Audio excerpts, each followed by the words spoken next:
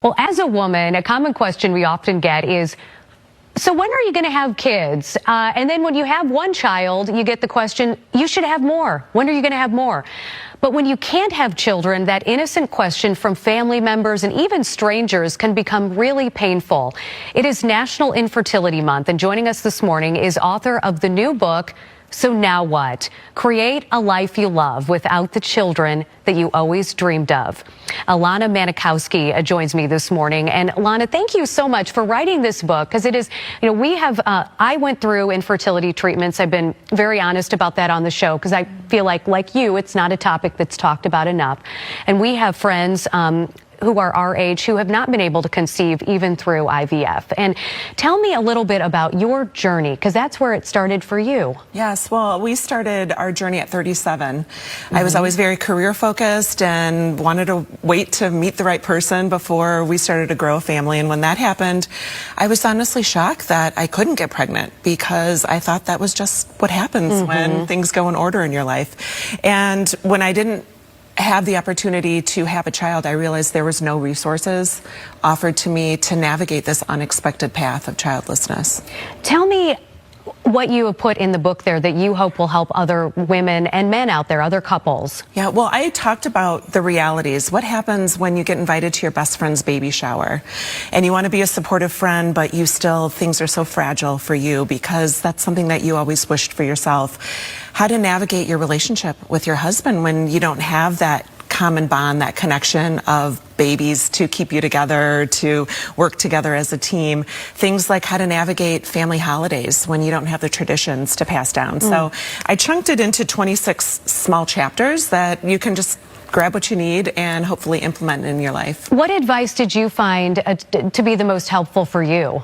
I think for me it was recognizing that I have worth even though my motherhood isn't part of my story. And I think we're often socialized to believe that that's just what you need to have to be a complete woman. And so for me, giving myself that opportunity to release the grief and release the shame that I had, that I couldn't do what I saw most women doing.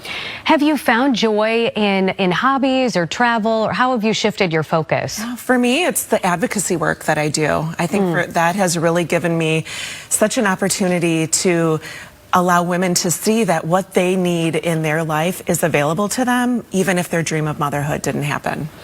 How do you navigate the question of, because I get it, we were talking about this during the commercial break, that we have one child, thank the Lord, through IVF, who's 5 years old, Olive.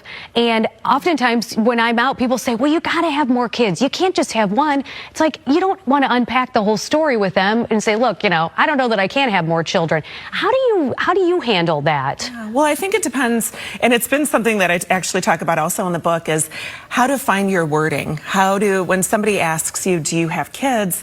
Are you honest with them and say, actually, no, I went through 7 years of fertility treatments and that didn't happen for me?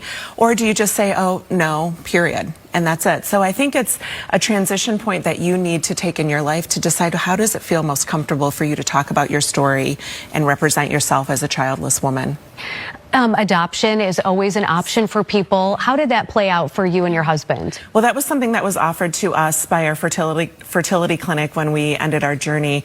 But for me, I just didn't know if it was the right option. We looked into it, but I had gone through so much heartbreak and things not working out, and I thought, what if that happens too with adoption? And we have our hopes on having this baby, and then for some reason things, the mother changes her mind, or the family decides, which is great for the child, but I just, in my own heart, didn't know if I could go through more heartache of disappointment that things didn't work out for me.